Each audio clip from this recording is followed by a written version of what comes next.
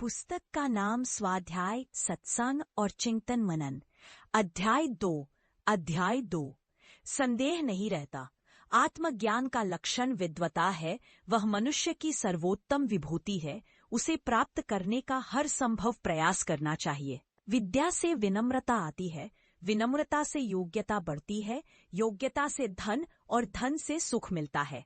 यह आप्त पुरुषों का कथन है। हमें भी इस सुख से वंचित न रहना चाहिए। स्वाध्याय तप। गंगा तट पर स्थित महर्षि रैभ्य के आश्रम में कई ब्रह्मचारी विद्याध्ययन करते थे। नीति, धर्म और सदाचार का अभ्यास करने के साथ साथ शास्त्र विद्या में भी पारंगत होकर वे समाज में जाते तथा सुयोग्य नागरिक की भूमिका निभाते थे। वहीं पास में एक और तापस रहते थे जो दिन रात कठोर साधनाओं में लगे रहते। उन तापस का एक पुत्र था यवक्रीत। वह अपने पिता के समान ही जप तप में लगा रहता, परंतु यवक्रीत की यह भी आकांक्षा थी कि वह वेद वेदांतों पर झाता, शास्त्रों में निष्णात और पंडित बने। इस आकांक्षा की पूर्ति के लिए यवक्रीत ने अपने तापस पिता से पूछा। पिता ने कहा, वत्स, विद्या प्राप्ति का तो एक ही उपाय है, स्वाध्याय किया जाए। परंतु तात, उससे तो दीर्घ काल में सिद्धि होती है। यवक्रीत ने कहा, यह साधक की अपनी लगन, योग्यता और ग्रहणशीलता पर निर्भर है। तापस ने कहा, फिर भी इनके अतिरिक्त कोई उपाय नहीं है। यवक्रीत चुप हो गया, परंतु उसके मन में यह बात ठीक से समझ में ही आई कि एकमात्र अध्ययन ही ज्ञान प्राप्ति का साधन है। हो भी तो उसे यह बहुत लंबा और श्रम साध्य लगा।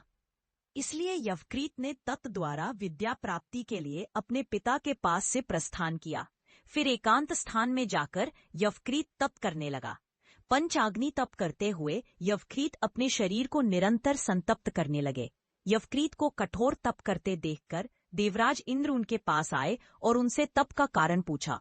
यवक्रीत ने बताया, गुरु के मुख से वेदों की शिक्षा ठीक तरह से प्राप्त नहीं की जा सकती। इसके लिए मैं तप के प्रभाव से ही संपूर्ण वेदशास्त्रों का ज्ञान प्राप्त करना चाहता हूँ। उपयुक्त गुरु न मिले, यह बात तो समझ में आती है, परंतु गुरु के बिना ही कोई ज्ञान प्राप्त कर लिया जाए, यह तो नितांता संभव है। आपने सर्वथा उल्टा मार्ग पकड़ा है विप्रवर। गुरु के पास जाकर अध्ययन कीजिए। इंद्र तो चले गए, किंतु यवक्रीत ने अपनी तपस्या नहीं छोड़ी। कुछ वर्षों बाद इंद्र फिर आए और पुनः समझाने लगे, ब्राह्मण श्रेष्ठ, आपका यह उद्योग बुद्धिमता युक्त नहीं है। किसी को गुरुमुख से पढ़े बिना विद्या प्राप्त भी हो तो वह सफल नहीं होती। आप अपने दुराग्रह को छोड़ दीजिए। इतना कहकर इंद्र चले गए, परंतु यवक्रीत ने अपना हठ नहीं छोड़ा। उन्होंने और कठिन तप आरंभ कर दिया। यवक्रीत का संकल्प था कि वह तपस्या से ही विद्या प्राप्त करके रहेगा। इस प्रकार सिद्धि प्राप्त न होते देख यवक्रीत ने निश्चय किया कि यदि इस अनुष्ठान से विद्या की सिद्धि नहीं हुई तो वह गंगा में अपने शरीर को प्रवाहित कर देंगे। यह निश्चय कर वे एक विशेष तप अनुष्ठान पर बैठे। यवक्रीत के इस निश्चय को जानकर देवराज इंद्र ने एक अत्यंत वृद्ध एवं रोगी ब्राह्मण का रूप धारण किया तथा उसे स्थान पर आकर बैठ गए जहां यवक्रीत स्नान करने के लिए आया करते थे। यवक्रीत जब स्नान करने आए तो उन्होंने देखा कि एक दुर्बल और रोगी ब्राह्मण अंजलि में बार बार रेत लेकर गंगा में डाल रहा है। प्रथम द्वितीय बार तो यवक्रीत ने कुछ नहीं कहा, पर जब 4-5 दिन तक यवक्रीत ने उस ब्राह्मण को ऐसा करते देखा तो पूछ ही बैठा, विप्रवर, आप यह क्या कर रहे हैं? लोगों को यहाँ गंगा के उस पार जाने में बड़ा कष्ट होता है। वृद्ध ब्राह्मण ने कहा, इसलिए मैं गंगा पर पुल बांध देना चाहता हूँ। यवक्रीत ने कहा, भगवान, आप इस महाप्रवाह को बालू से किसी प्रकार बांध नहीं सकते, इसलिए असंभव उद्योग को छोड़कर संभव प्रयास कीजिए। आप जिस प्रकार तपस्या के द्वारा विद्या सिद्ध करना चाहते हैं, उसी प्रकार मैं भी यह कार्य कर रहा हूँ। आप असाध्य को यदि साध्य कर सकेंगे तो मैं क्यों नहीं कर सकूंगा? वृद्ध ब्राह्मण का वेश धारण किए इंद्र ने कहा, ब्राह्मण कौन है यह यवक्रीत समझ गए और वे महर्षि रैभ्य के आश्रम में जाकर स्वाध्याय द्वारा ज्ञान प्राप्ति की साधना में संलग्न हो गए। ज्ञान ही मनुष्य की वास्तविक शक्ति, ज्ञान को ही मनुष्य की वास्तविक शक्ति माना गया है। वास्तविक वस्तु वह है जो सदैव रहने वाली हो। संसार में हर वस्तु काल पाकर नष्ट हो जाती है। धन नष्ट हो जाता है, तन जर्जर हो जाता है, साथी और सहयोगी छूट जाते हैं। केवल ज्ञान ही एक ऐसा अक्षय तत्व है जो कहीं भी किसी अवस्था और किसी काल में मनुष्य का साथ नहीं छोड़ता। धन, जन को भी मनुष्य की एक शक्ति माना गया है, किंतु यह उसकी वास्तविक शक्तियां नहीं है। इनका भी मूल स्रोत ज्ञान ही है। ज्ञान के आधार पर ही धन की उपलब्धि होती है और ज्ञान के बल पर ही समाज में लोगों को अपना सहायक तथा सहयोगी बनाया जाता है। अज्ञानी व्यक्ति के लिए संसार की कोई वस्तु संभव नहीं। धन के लिए व्यापार व्यवसाय किया जाता है, नौकरी और शिल्पों का अवलंबन किया जाता है, कला कौशल की सिद्धि की जाती है, किंतु इनकी उपलब्धि से पूर्व मनुष्य को इनके योग्य ज्ञान का अर्जन करना पड़ता है। यदि वह इन उपायों के विषय में अज्ञानी बना रहे तो किसी भी प्रकार इन विशेषताओं की सिद्धि नहीं कर सकता और तब फलस्वरूप धन से सर्वथा वंचित ही रह जाएगा। यही बात जनशक्ति के विषय में भी कही जा सकती है। जनबल को भी अपने पक्ष में करने के लिए ज्ञान की आवश्यकता है। जब किसी को जनमानस का ज्ञान होगा, उसकी आवश्यकताओं और समस्याओं की जानकारी होगी, उसे सत्पथ दिखला सकने की योग्यता होगी, उसके दुख दर्द और कष्ट क्लेशों के निवारण कर सकने की बुद्धि होगी, तभी जनबल पर अपनी छाप छोड़कर उसे अपने पक्ष में किया जा सकता है। जनता का सहज स्वभाव होता है कि वह अपने सच्चे हितैषी का ही पक्ष धारण किया करती है। जनता का हित किस बात में है और संपादन किस प्रकार किया जा सकता है, इसका ज्ञान हुए बिना ऐसा कौन है जो जनबल को अपनी शक्ति बना सके। जनबल का उपार्जन भी ज्ञान द्वारा ही संभव हो सकता है। किसी शक्ति के उपलब्धि हो जाने के बाद भी उसकी रक्षा और उसके दुरुपयोग के लिए भी ज्ञान की आवश्यकता होती है। ज्ञान के अभाव में शक्ति का होना न होना बराबर होता है। उसका कोई लाभ अथवा कोई भी आनंद नहीं उठाया जा सकता। उदाहरण के लिए मान लिया जाए कि कोई उपार्जन अथवा उत्तराधिकार में बहुत सा धन पा जाता है या किसी सा योगवश उसे अकस्मात मिल जाता है, तो क्या यह माना जा सकता है कि वह धन शक्ति वाला हो गया, क्योंकि धन में स्वयं अपनी कोई शक्ति नहीं होती। वह शक्ति तभी बन पाती है जब उसके प्रयोग अथवा उपयोग से ज्ञान का समावेश होता है।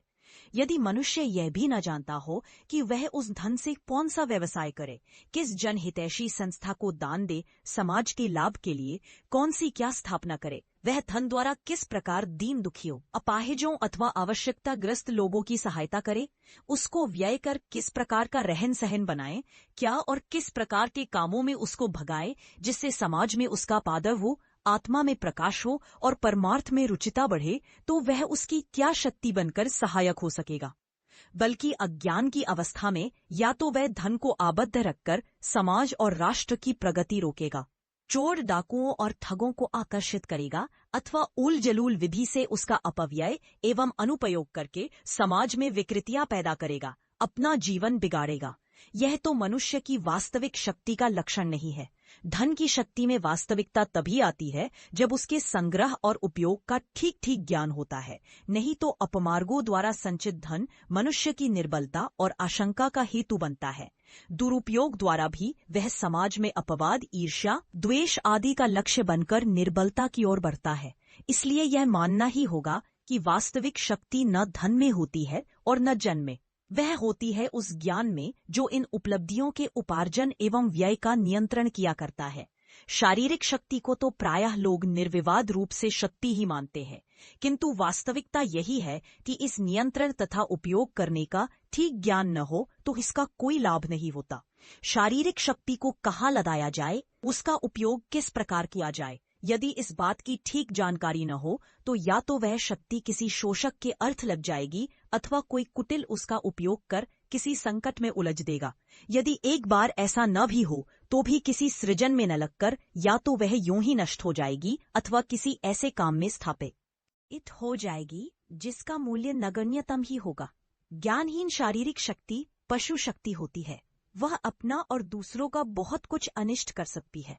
अपना अनिष्ट तो इस तरह कि वह बल के अभिमान में कोई ऐसा प्रदर्शन करने का प्रयत्न कर सकता है जिसमें अंधभंग हो जाए।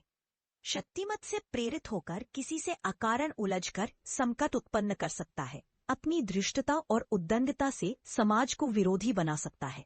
सदुपयोग का ज्ञान न होने से चुप न रहने वाली शारीरिक शक्ति गलत रास्तों पर जा सकती है और इसी अबूझ तथा अनियंत्रित प्रवाह में पड़कर ही तो बहुत से लोग अपराधी, अत्याचारी तथा दुस्साहसी बन जाया करते हैं और तब उनकी वह शक्ति विविध प्रकार के भयों का कारण बन जाती है। इसलिए तंग मन, धन और जनशक्ति को वास्तविक शक्ति न मानकर उस ज्ञान को ही मानना चाहिए जो उनके उपार्जन, नियंत्रण तथा उपयोग का संचालन किया करता है। मनुष्य की वास्तविक शक्ति ज्ञान है, पर वास्तविक ज्ञान क्या, इसका जान लेना भी नितांत आवश्यक है। ऐसा किए बिना मनुष्य किसी भी जानकारी को ज्ञान समझकर पथभ्रांत हो सकता है। यदि वह भौतिक विभूतियों के उपार्जन के उपायों की जानकारी को ज्ञान समझ ले अथवा किन्हीं गलत क्रियाओं की विधि या अपने किसी अंधविश्वास को ही ज्ञान समझ बैठे, तब तो उसका कल्याण ही नष्ट हो जाए और वह अज्ञान के अंधकार में ही भटकता रह जाए। शास्त्रकारों और मनीषियों ने जिस वास्तविक ज्ञान का संचय करने का निर्देश किया है, वह स्कूल और कॉलेजों में मिलने वाली शिक्षा नहीं है, और न इसे संचय करके ज्ञान प्राप्ति का संतोष कर लेना चाहिए। स्कूली शिक्षा तो लौकिक जीवन को साधन संपन्न बनाने और वास्तविक ज्ञान की ओर अग्रसर होने का एक माध्यम मात्र है, वास्तविक ज्ञान नहीं है। बहुत से लोग शास्त्र और धार्मिक ग्रंथों में दिए निर्देशों की जानकारी ही को ज्ञान मान बैठते हैं, और बहुत से लोग महात्माओं अथवा आर्ष ग्रंथों के वाक्यों को रट लेना भर भी ज्ञान समझ बैठते हैं। किंतु यह सब बातें भी वास्तविक ज्ञान की प्राप्ति के लिए साधन मात्र है, वास्तविक ज्ञान नहीं है। शास्त्रों को स्वाध्याय और महात्माओं का सत्संग वास्तविक ज्ञान प्राप्त तय करने में सहायक तो हो सकता है, किंतु इसका उपार्जन तो मनुष्य को स्वयं ही आत्मचिंतन एवं मनन द्वारा ही करना पड़ता है। पुस्तक पढ़ लेने अथवा किसी महात्मा का कथन सुन लेने भर से वास्तविक ज्ञान की उपलब्धि नहीं हो सकती। वास्तविक ज्ञान तो आत्मानुभूति के द्वारा ही संभव हो सकता है। आज के वैज्ञानिक काल में ज्ञान के विषय में और भी अधिक भ्रम फैला हुआ है। लोग वैज्ञानिक शोधों, आविष्कारों और अन्वेषणों को ही वास्तविक ज्ञान मानकर मदमत हो रहे हैं। प्रकाश, ताप, विद्युत, वायु, जल, गति, चुंबकत्व के ज्ञान और उसके उपयोग प्रयोग को ही सच्चा ज्ञान समझकर अज्ञान के घने अंधकार में धंसते चले जा रहे हैं। जबकि वास्तविकता यह है कि आज का सारा वैज्ञानिक ज्ञान विशुद्ध भौतिक अनुभूतियों को प्राप्त करने के लिए साधन भर है, और आज के इन वैज्ञानिक साधनों ने मनुष्य को इस सीमा तक भ्रांत कर दिया है कि वह आत्मा परमात्मा को भूलकर बुरी तरह नास्तिक बनता जा रहा है, जिसकी परिसमाप्ति यदि शीघ्र ही अज्ञान और विज्ञान विषयक अंधविश्वास का सुधार न किया गया तो भयानक ध्वंस में ही होगी। जिस ज्ञान का परिणाम विनाश हो उसे वास्तविक ज्ञान किस प्रकार माना जा सकता है? वास्तविक ज्ञान का लक्षण तो वह स्थिर बुद्धि और उसका निर्देशन है, जिसे पाकर मनुष्य अंधकार से प्रकाश की ओर, मृत्यु से अमृत की ओर, असत्य से सत्य की ओर उन्मुख होता है। सच्चे ज्ञान में न तो असंतोष होता है और न लिप्साजन्य आवश्यकताएं। उसकी प्राप्ति तो आत्मज्ञता, आत्म प्रतिष्ठा और आत्मविश्वास का ही हेतु होती है। जिस ज्ञान से इन दिव्य विभूतियों एवं प्रेरणाओं की प्राप्ति नहीं होती, उसे वास्तविक ज्ञान मान लेना बड़ी भूल होगी। इस प्रकार का वास्तविक ज्ञान किसी प्रकार का भौतिक ज्ञान नहीं, शुद्ध आध्यात्मिक ज्ञान ही हो सकती है, और सांसारिक कर्म करते हुए उसे प्राप्त करने का उपाय करते ही रहना चाहिए। फिर इसके लिए चाहे स्वाध्याय करना पड़े, सत्संग अथवा चिंतन मनन करना पड़े, आराधना, उपासना अथवा पूजा पाठ करना पड़े, वास्तविक ज्ञान के बिना न तो जीवन में शांति मिलती है और न उसको परकल्याण प्राप्त होता है। वास्तविक ज्ञान ही जीवन का आर और आत्मा का प्रकाश है। एकमात्र सच्चा ज्ञान ही लोक परलोक में अक्षय तत्व और सच्चा साथी है। बाकी सब कुछ नश्वर तथा मिथ्या है, तथापि ज्ञानवान पुरुष के लिए यह मिथ्या जगत और नश्वर पदार्थ भी आत्मदर्पण में आत्मस्वरूप के रूप में प्रतिबिंबित होते हुए यथार्थ रूप में प्रतीत होने लगते हैं। ज्ञान का अमृत न केवल मनुष्य को ही बल्कि उसकी जीवन जगत को भी अमरत्व प्रदान कर देता है। ज्ञान की महिमा अपार एवं अकथनीय है। ज्ञान की प्राप्ति ही मनुष्य का वास्तविक लक्ष्य है। अस्तु इस सत्य को अच्छी प्रकार हृदयंगम करके सच्चे ज्ञान को प्राप्त करने का हर संभव उपाय करते ही रहना चाहिए। कि तन, धन अथवा जन की शक्ति वास्तविक शक्ति नहीं है और उनकी प्राप्ति का उपाय ही ज्ञान है। यह सब भौतिक जीवन में साधनों का समावेश करने का माध्यम मात्र है। वास्तविक ज्ञान आध्यात्मिक ज्ञान ही है, और वही मनुष्य की सच्ची शक्ति भी है, जिसके सहारे वह आत्मा तक और आत्मा से परमात्मा तक पहुंचकर उस सुख, उस शांति और उस संतोष का अक्षय भंडार हस्तगत कर सकता है, जिसको वे जन्म जन्म से खोज रहा है किंतु पा नहीं रहा है। ज्ञान के द्वारा ही मनुष्य इच्छित जगत के निर्माण में समर्थ होता है। स्वाध्याय, सत्संग एवं चिंतन मनन की त्रिपदा साधना ही ज्ञान सिद्धि का उपाय है। स्वाध्याय जीवन विकास की अनिवार्य आवश्यकता। बहुत बार हम में से अनेक लोग किसी को धारा प्रवाह बोलते एवं भाषण देते देखकर मंत्र कीले जैसे हो जाते हैं और वक्ता के ज्ञान एवं उनकी प्रतिभा की बुरी बुरी प्रशंसा करने लगते हैं, और कभी कभी यह भी मान लेते हैं कि इस व्यक्ति पर माता सरस्वती की प्रत्यक्ष कृपा है। इसके अंतरपट खुले हुए हैं।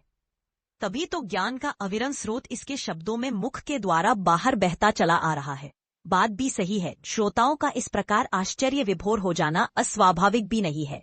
सफल वक्ता अथवा समर्थ प्राध्यापक जिस विषय को लेते हैं उस पर घंटों एक बार बोलते चले जाते हैं और यह प्रमाणित कर देते हैं कि उनको उस विषय का सांगोपांग ज्ञान है और उनकी सारी विद्या जिह्वा के अग्रभाग पर रखी हुई है।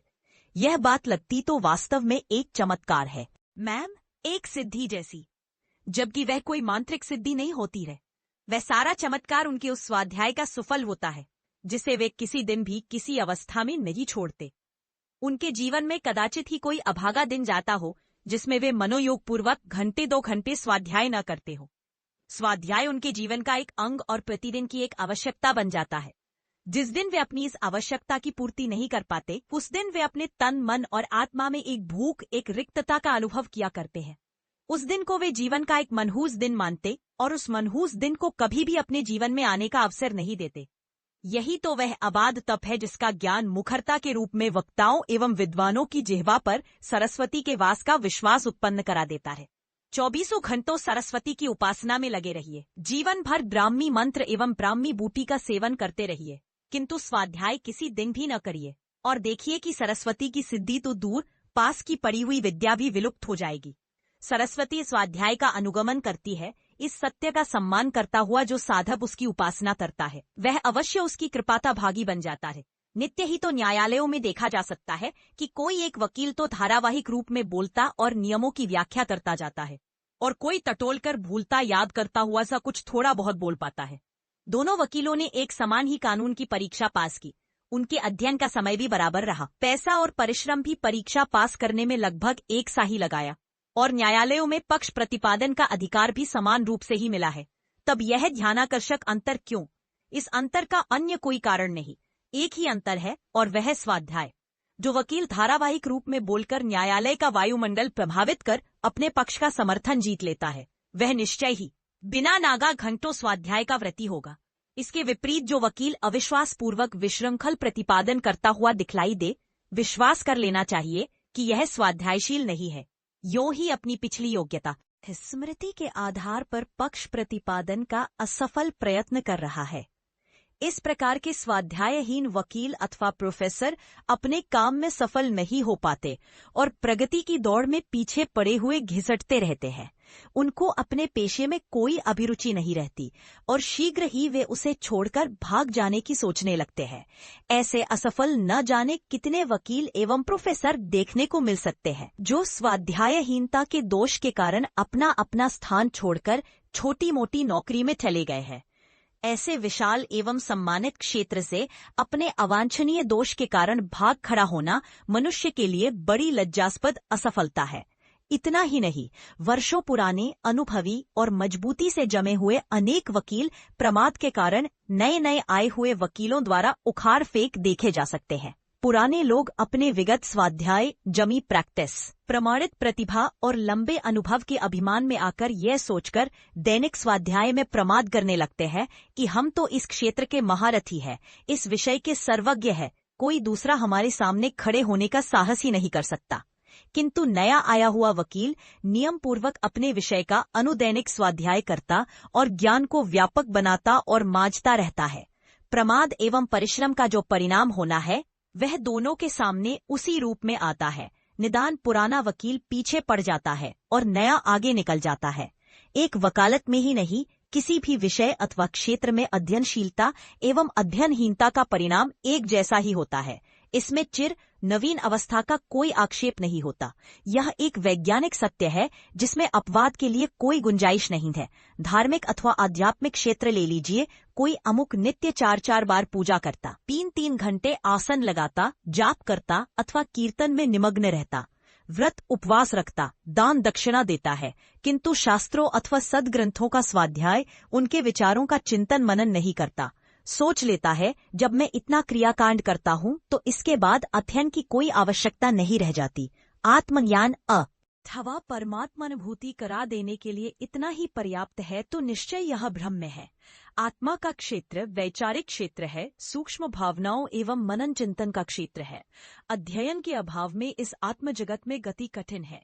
आत्मा के स्वरूप का ज्ञान अथवा परमात्मा के अस्तित्व का परिचय प्राप्त हुए बिना उनसे संपर्क किस प्रकार स्थापित किया जा सकता है। इस अविगत का ज्ञान तो उन महान मनीषियों का अनुभव अध्ययन करने से ही प्राप्त हो सकना संभव है, जो अवतार रूप में संसार को वेदों का ज्ञान देने के लिए परमात्मा का प्रतिनिधित्व करते रहते हैं।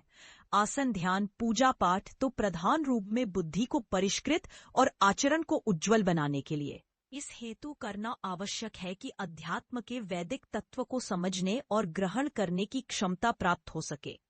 इसके विपरीत यदि एक बार पूजा पाठ को स्थगित भी रखा जाए और एकाग्रता एवं आस्थापूर्वक स्वाध्याय और उसका चिंतन मनन भी किया जाए तो बहुत कुछ उसी दिशा में बढ़ा जा सकता है। स्वाध्याय स्वयं ही एक तप, आसन और साधना के समान है। इसका नियम निर्वाह करने में आप ही आप अनेक नियम संयमों का अभ्यास हो जाता है। स्वाध्याय में मनुष्य का अंतःकरण निर्मल कर देने और उसके अंतरपट खोलने की सहज ही क्षमता विद्यमान है। आंतरिक उद्घाटन हो जाने से मनुष्य स्वयं ही आत्मा अथवा परमात्मा के प्रति जिज्ञासु हो उठता है। उसकी चेतना ऊर्ध्वमुखी होकर उसी ओर को उड़ने के लिए पर तोलने लगती है।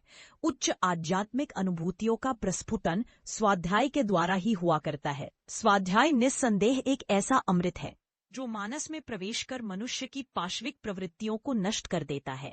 चारित्रिक उज्ज्वलता स्वाध्याय का भी एक साधारण और मनोवैज्ञानिक फल है। सद्ग्रंथों में सन्निहित साधु वाणियों का निरंतर अध्ययन एवं मनन करते रहने से मन पर संस्कारों की स्थापना होती है, जिसमें चित्त आप से आप दुष्कृत्यों की ओर से फिर जाता है। स्वाध्याय व्यक्ति पर कुसंग का भी प्रभाव नहीं पड़ने पाता। इसका भी एक वैज्ञानिक कारण है। जिसकी स्वाध्याय में रुचि है और जो उसको जीवन का एक ध्येय मानता है, वह आवश्यकताओं से निवृत्त होकर अपना सारा समय स्वाध्याय में ही तो लगाता है। इसलिए उसके पास कोई फालतू समय ही नहीं रहता जिसमें वह जाकर इधर उधर यायावरी करेगा और दूषित वातावरण से अवांछनीय तत्व ग्रहण कर लाएगा। इसी प्रकार रुचि साम्यम संपर्क के सिद्धांत के अनुसार भी यदि उसके पास कोई आवेगा तो प्रायः उसी रुचि का होगा और उन दोनों को एक सामयिक सत्संग का लाभ होगा।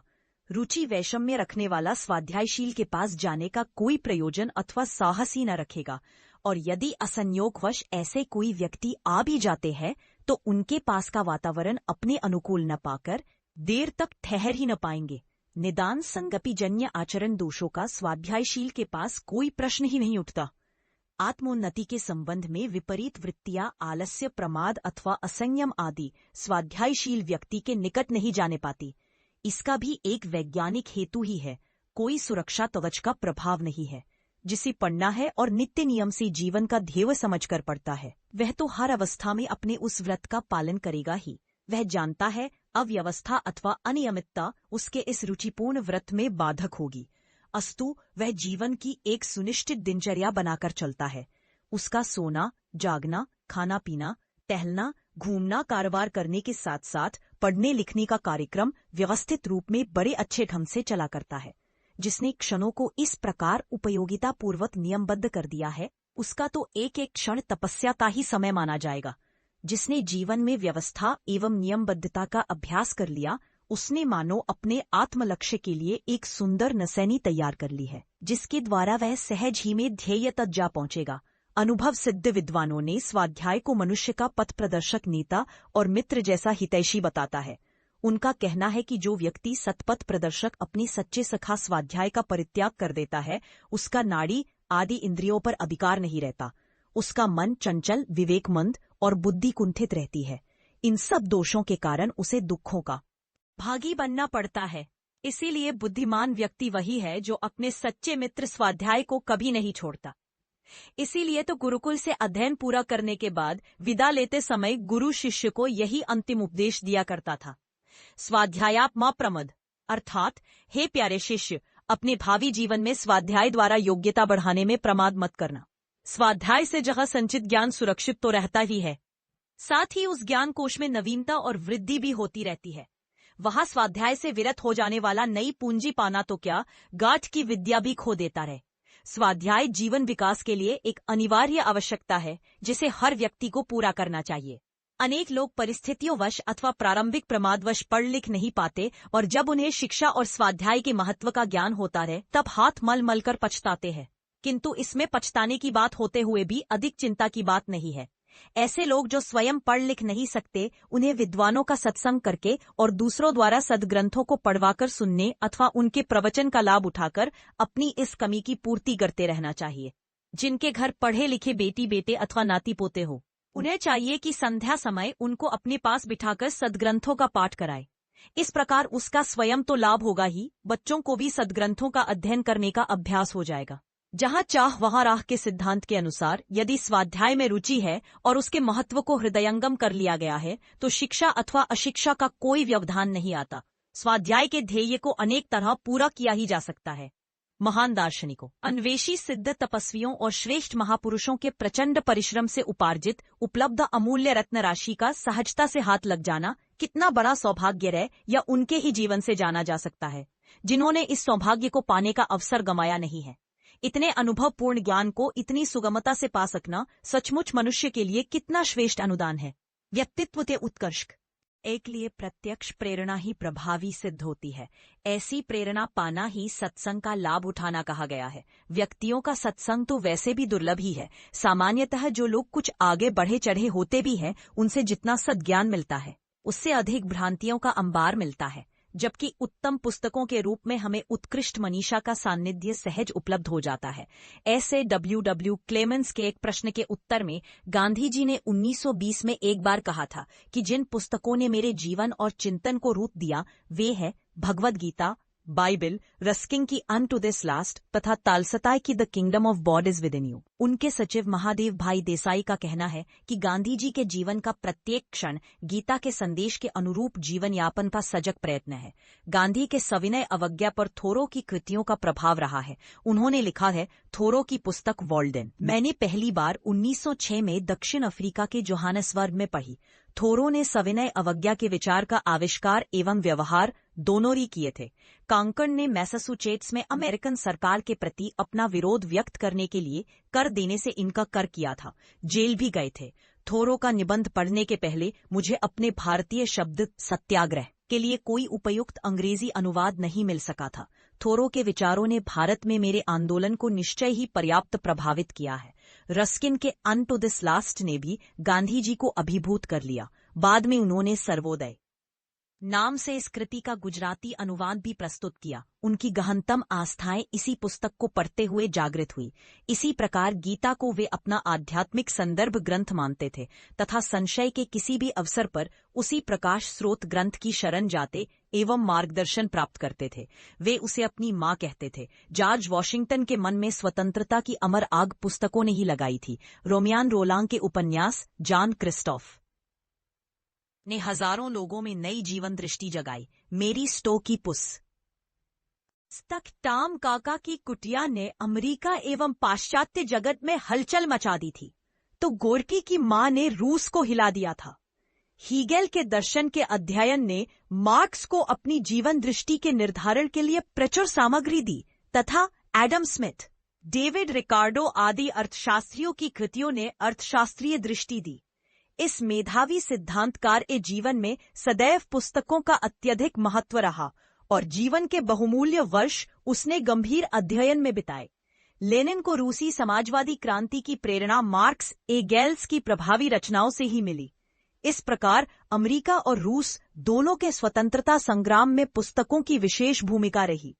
अफ्रीकी देशों में जो जागृति दिखाई पड़ रही है उसमें भी पुस्तकों की प्रेरणाएं अंतर्निहित है। केनेथ काउंडा, जोमो केन्याता, मकारियोस सभी ने किसी प्रत्यक्ष सत्संग से नहीं, प्रेरक पुस्तकों से ही संघर्ष की प्रेरणाएं पाई। माओ त्से-तुंग को मार्क्स की ही नहीं, सन यात सेन की भी पुस्तकों ने प्रभावित किया।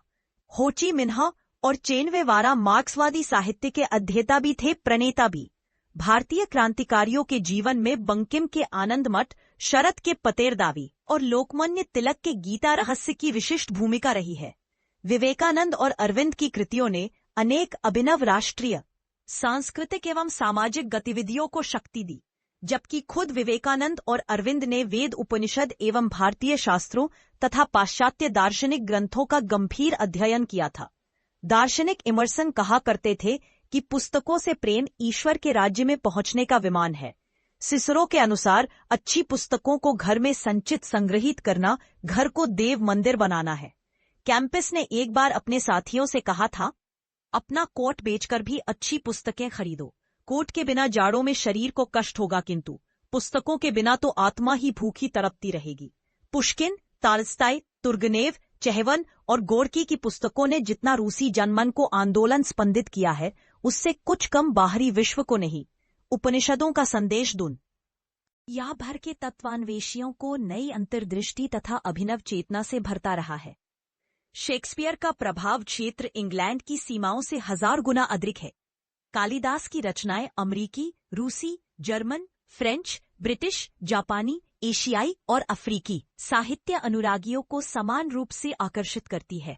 पातंजलि योग सूत्रों का प्रत्यक्ष या परोक्ष प्रभाव विश्व भर की योगाभ्यास प्रक्रियाओं में देखा जाता है। जिन्होंने गांधी को नहीं देखा, ऐसे एशियाई, अफ्रीकी, यूरोपीय अनेक जन नेताओं को गांधी की पुस्तकें ही नई रणनीति एवं राजनीति का मार्ग दिखा रही है। फिर वे स्वार से मार्टिन लूथर किंग हों या चेकोस्लोवाकिया के विद्रोही, मानवीय प्रगति के प्रमुख आधारों में स्वाध्याय का विशिष्ट महत्व है। स्वाध्याय का अर्थ है सद्ग्रंथों का अध्ययन मनन।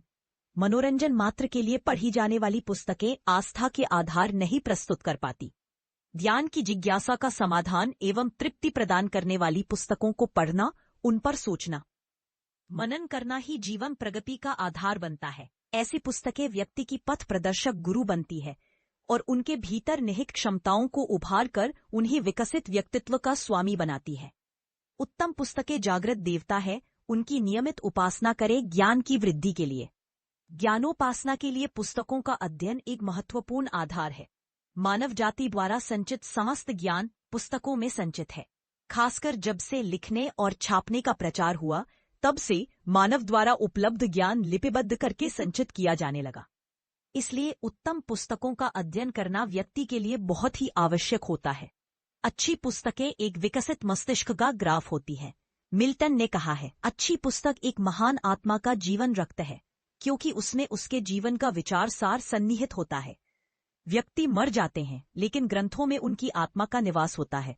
ग्रंथ सजीव होते हैं, इसलिए लिटन ने कहा है, ग्रंथों में आत्मा होती है। सद्ग्रंथों का कभी नाश नहीं होता।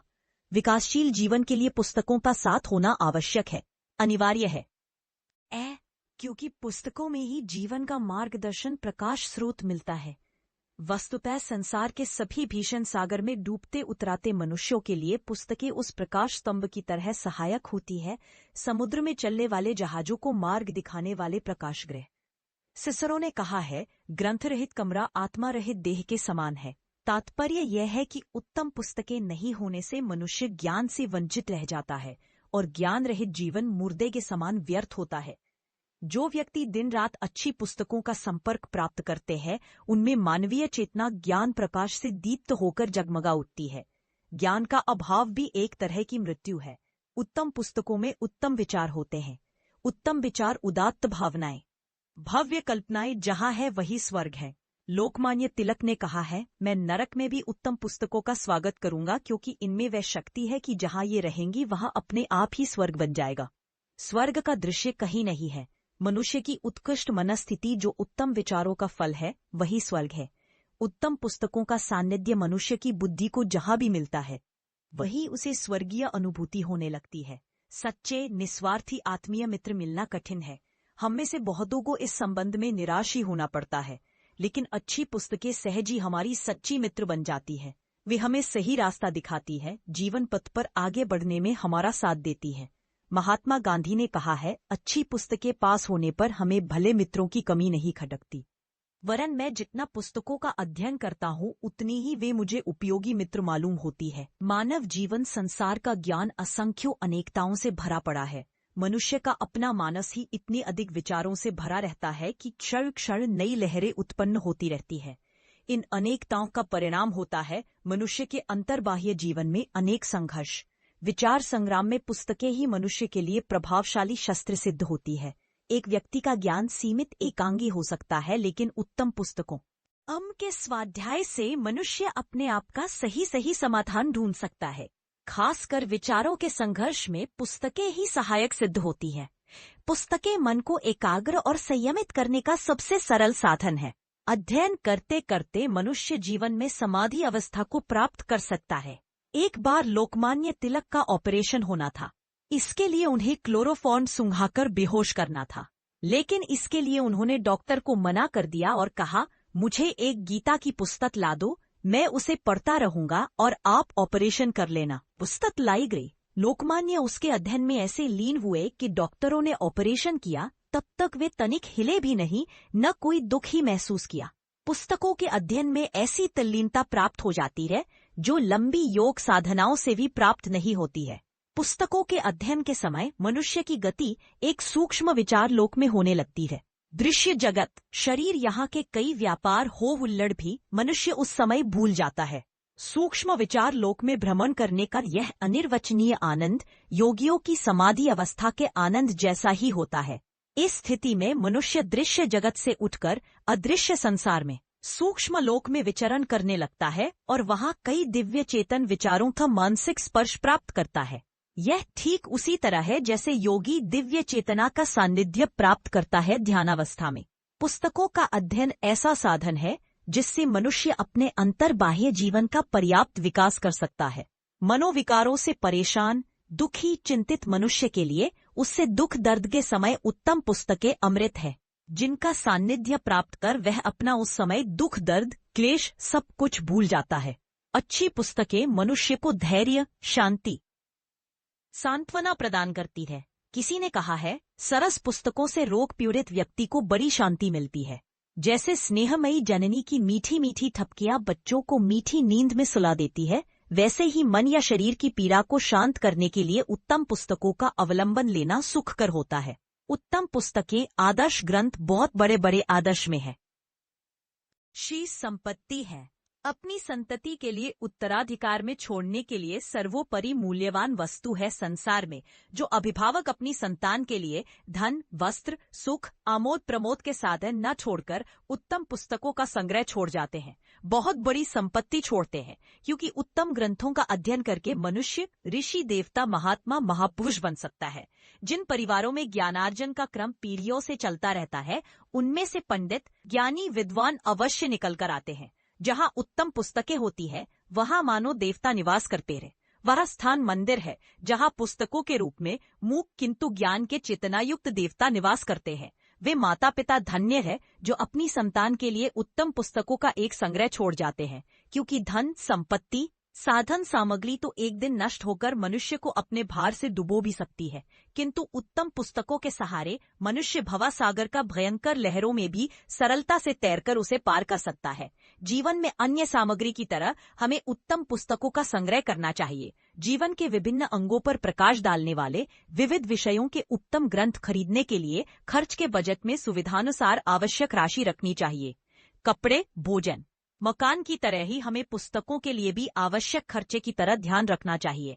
स्मरण रखिए, उत्तम पुस्तकों के लिए खर्च किया जाने वाला पैसा उसी प्रकार व्यर्थ नहीं जाता जिस तरह अंधेरे ब्यावान जंगल में प्रकाश के लिए खर्च किया जाने वाला धन।